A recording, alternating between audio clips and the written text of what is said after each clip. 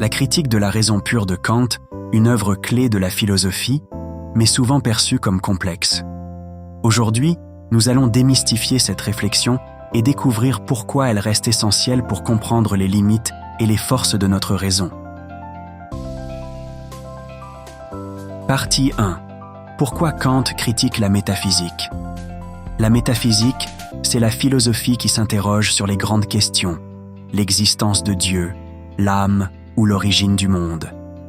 Mais Kant observe que ces débats, souvent passionnés, aboutissent rarement à des réponses définitives. Pourquoi? Parce qu'ils dépassent l'expérience humaine. Selon Kant, la raison pure, lorsqu'elle s'aventure au-delà des limites de l'expérience sensible, produit des idées contradictoires. Par exemple, le monde a-t-il une origine ou est-il éternel? La raison peut défendre les deux réponses, mais aucune ne peut être vérifiée.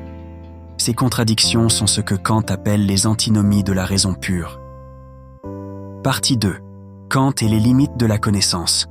Alors, jusqu'où la raison peut-elle aller? Kant propose une solution. Pour produire une connaissance fiable, il faut partir de l'expérience sensible.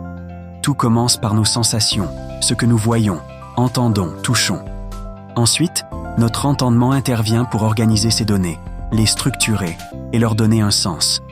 Par exemple, pour reconnaître une rose, il faut combiner son parfum, sa couleur et sa forme. Cependant, cette connaissance reste limitée à ce qui peut être expérimenté dans l'espace et le temps. Les concepts abstraits comme Dieu ou l'âme échappent à cette expérience et, selon Kant, restent donc inconnaissables. Partie 3. Une révolution copernicienne. Kant propose un renversement radical en philosophie.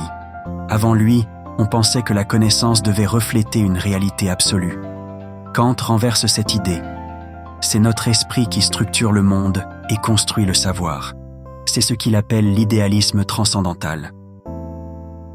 Ainsi, la connaissance n'est pas un miroir de la réalité, mais une construction humaine, influencée par la manière dont notre esprit perçoit et organise les choses.